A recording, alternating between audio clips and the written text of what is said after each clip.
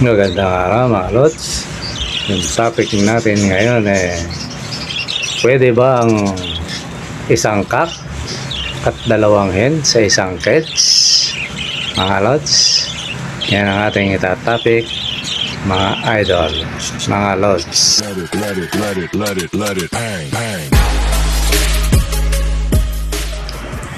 Magandang araw mga lods. Ngayon yung itatopic ko sasagutin, kumbaga yung nagtanong na pwede daw bang pag-asawahin ang dalawang hen at saka isang cock lang. Hindi siguro sabihin pwede bang pagsamahin yung dalawang hen tapos isang cock lang.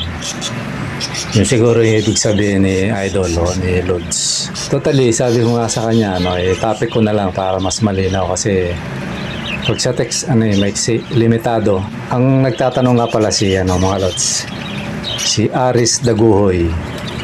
Yan, shout out sa'yo, Idol, Lods, Aris Daguhoy.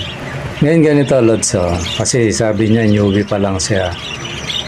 Sabihin, baguhan sa pag-iibon. Ano yan, Lods?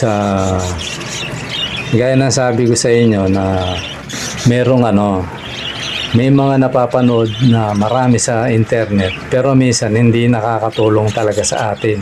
Kasi baka may napanood kang gano'n. Diba, no? Kasi merong yun nga sinasabi ko sa inyo na ma-vlog lang, meron lang ma-content, kahit ano na lang ang pinagsasabi. Magpasensya nyo na kung halimbawa isa dun sa nagbablog na mapanood niya yung video ko na to. Wala akong layong mga attack mga idol o mga lods. Kaya nasabi ko dito sa channel ko, mga binablog ko, kasi tayo dumaan din sa pagiging newbie. Hanggang ngayon naman sinasabi ko hindi naman tayo veterano sa pag-iibon kasi kids lang naman yung alaga natin mga lods. Kung meron man tayong ibang alagang ibon hindi naman ganun kamamahal. Diba, no? Kasi meron din ako, yung morning dove na malaki. Yun, na-picture ko na rin yun. Yun yung una kong alaga. Tapos, African. Doon, na-dispose ko na. Isang pares na lang natira. Ganito, mga lods, ako, huwag niyo maasahan na parang nagkaroon ka lang ng followers kahit ano na hindi. Hindi yun mga lods. Kasi ang layo natin dito, makatulong tayo sa kapwa natin mag-iibon, lalo na yung mga UV. Kasi kawawa naman kasi naranasan ko yung mga lods, wala akong mapagtanungan namamatayan ka, hindi mo alam ang gagawin mo na pwede pa, kagaya mga tanong na to. Pwede ba raw bang kumbaga sa diretsang salita, dalawang hen, isang cock. Diba? Sa isang cage. Ito yung mga lods. Para sa akin lang to pinapauna ko na. Ito yung sarili kong opinion. Nasa inyo kung sundin nyo o hindi. Kasi maraming naglipa na dyan sa website Ganito mga lods. Pagsasamahin mo yan, ang parakits, kasi sa kits lang tayo mga lods ang parakit, pag yung pinarisan na niya yung isa, doon na siya. Hindi na yan. Ba, yung sabi nung isang habang naglilimlim sa sideline.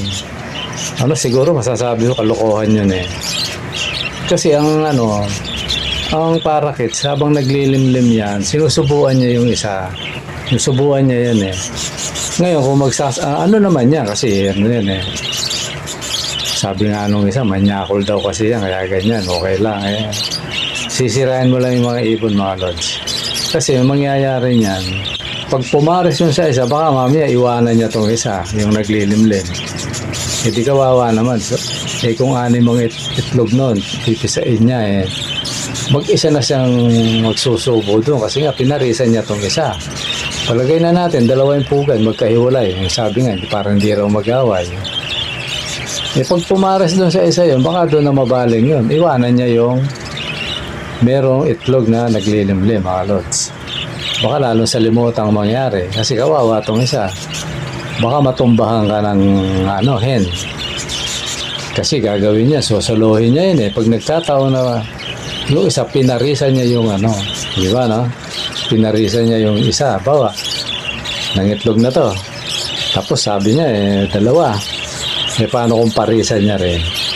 Tapos na humaling sa isa. Iiwanan niya yun, mga lods. Parang tao lang yan, mga lods na may asawa na ang babae ngayon. May possible, minsan iwanan niya asawa niya Yan ang, di ba, sa limuot. Kawawa yung ano. Kumbaga sa ibong, kawawa yung inakay. Sosolohin ng hen na subuan yun. Hindi ano yun mga lods, para sa akin, hindi tama. Kasi ako dati, may naringgan na akong ganyan Pasensya na sa kung sino man yung nag-vlog na yan. Hindi ko nababanggitin kasi mag-iibon din yan Ano yan, hindi kung ako tatanungin niya mga lods, hindi ko pinapayo yun. Kasi kung magpares ka, yun na yun. Kasi nangyayari nagiging sa laula ibon natin nun.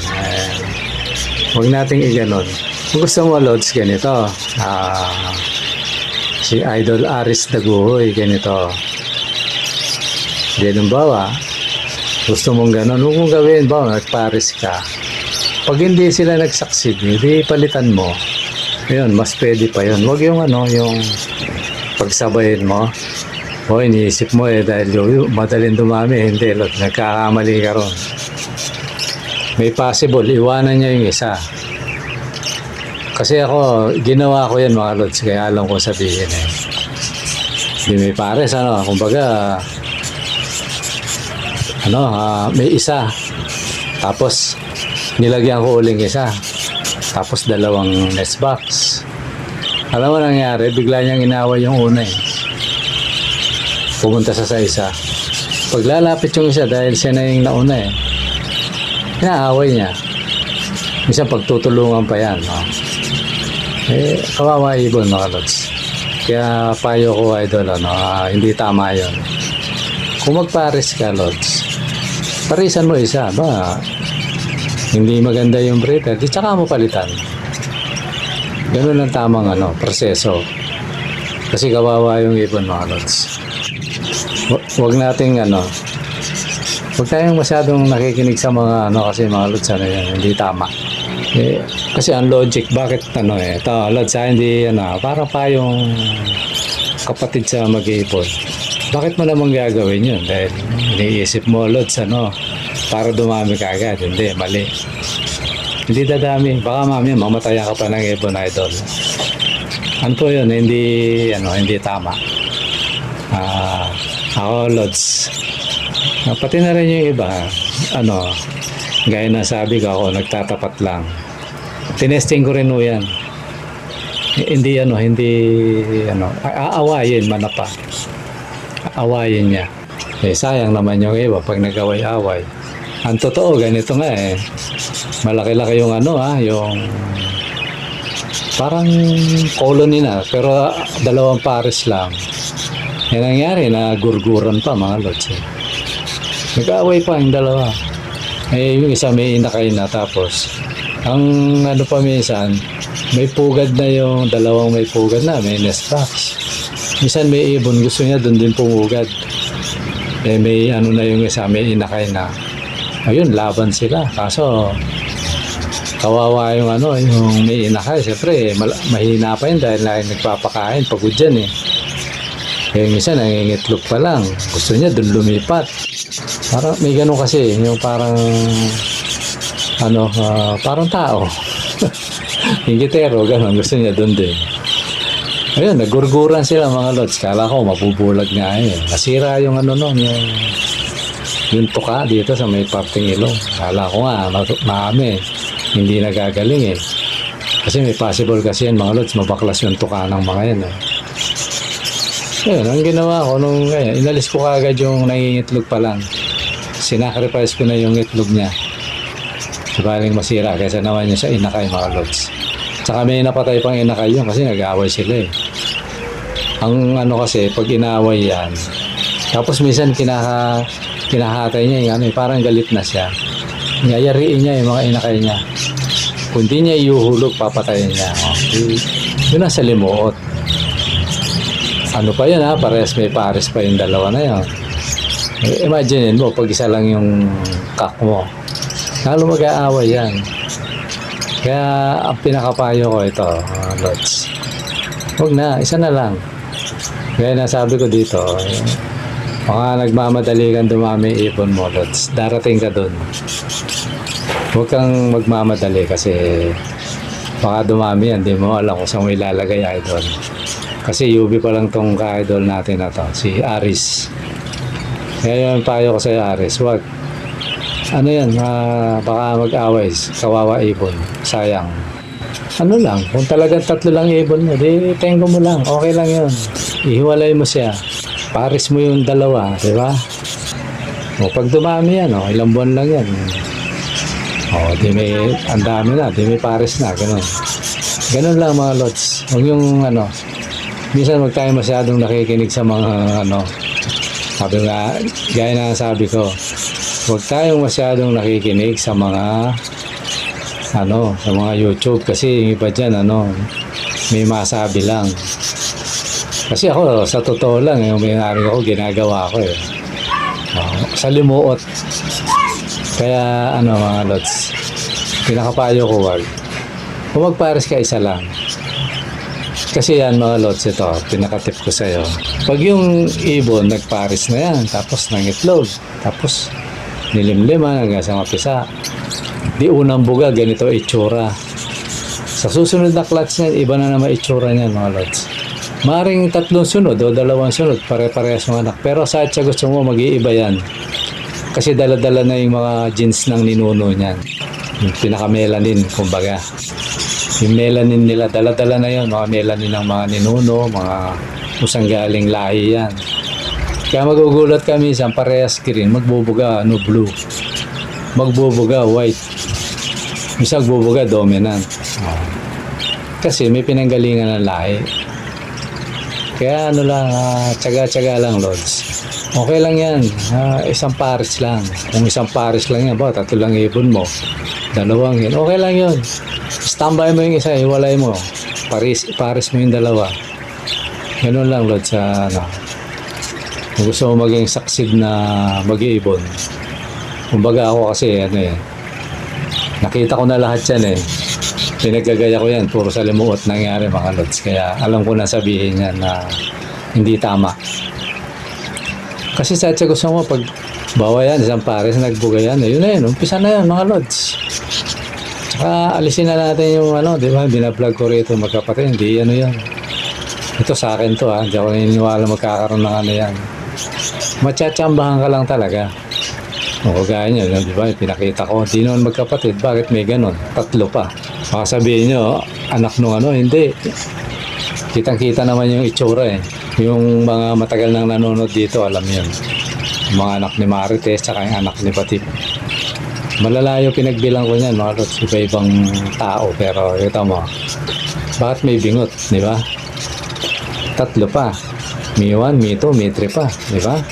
May miyak 1, may miyak 2, may miyak 3, di ba mga lods, Kaya lang mga lods, tsaga lang, ganun talaga kasi gaya lang sabi ko pa, lagi ko sinasabi, pag nag-alaga ka ng ibon o pinasok mo yung pag-iibon, bawal ang mainit mga lods. Pag tinalo ka ng init, hindi ka magiging successful na na mag-iibon kasi mainitin ka kaya dyan tiyaga, mainit, wala kang init, matyaga ka, matiising ka. Kumbaga dapat dala-dala mo lahat yun kasi pag nag-ibon ka dapat yan, nandun yung passion mo sa pag-iibon. Kasi pag wala, hindi hindi ka magiging successful na mag-iibon. Ganun lang yung mga lods. Pinaka ko sa iyo, Aris Dagoy, lods. Ano lang yan, sa gusto mo, ito, tandaan mo itong video na to. Kung bata pa yung pares mo ngayon, palagay mo na, bibilang ka pa ng 5 months bago, Ito, halimbawa lang kung bata yung nakuha mo. Mula sa araw na to, bibilang ka ng 5 months, siguro may nakain na yan. O, mula sa araw na to, sabihin na natin 1 taon pagkatapos. Ngayon, tsaka mo ngayon, sana maalala mo ako. Basta sundin mo lang yung ko na huwag ka mainip. Baka yung 1 taon na yun, marami ka nang ipon. Baka masabi mo, tama si Idol. Ang bilis palang dumami ng mga to. Ngayon, hindi ko alam kung saan ilalagay. Diba? Ngayon, mabuting Lods. Kung sa area mo, kasi sa gusto natin, bebenta mo yan i-out mo yan kasi mabilis dumami yan. So, ang mangyayari ngayon, mabuti, kung meron kang nagpapasahan, yun, okay yun, good yun. Pero kung magpaparami ka, ang dami na yan, mga Lods, sa 1 taon. Kaya huwag kang mainip, Lods. Pati na rin sa ibang, kaibon natin, bawal lang mainip. So, pinaka-final na, wag. Wag 3, 2 lang. 2 lang kasi hindi natin ipaparis sa tao mga Lods. Kasi tao di ba mga Lods? Okay lang yun kasi lilibang tayo. Gawin mong libangan. Na balang araw alay mo maging pera yan. Di ba? Ngayon, so bigyan pa kitang tip Lods. Kung may gadget ka na i-vlog mo. Di ba? Kaya yung ginagawa ko. Paano pagdating na araw yung kakumita. Di ba Lods? Ganun lang yun mga Lods. Sana Idol pati na ibang mga nanonood sa akin may napulot kayong na kahit konti kasi ako lagi lang naman ako magtatapat sa inyo mga Idol, mga Lods, di ba mga Lods? Okay mga Lods, sana na natutunan tayo kahit konti sa video na to. Hanggang dito muna at maraming salamat sa panonood. Bye bye.